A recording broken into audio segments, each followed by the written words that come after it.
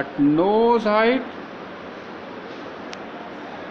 and slowly in and out, in and out. The purpose is to break the WBC by getting inside the tip and let it out. As it out, let in. Okay, so in and out, in and out, in and out, you have to do.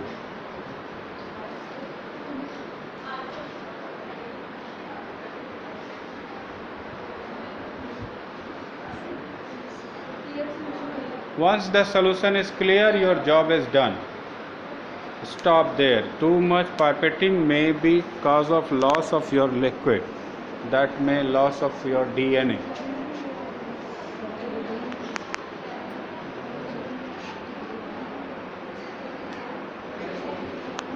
Okay, this step was just a first step introducing part of micropipetting.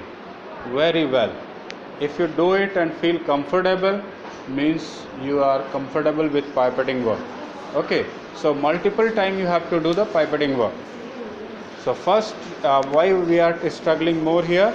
Because you do not do the mistakes in next one, right? So one time if I correct you, you will be better to be operate this machine regularly, right? So your time is over, you can go for lunch break, right?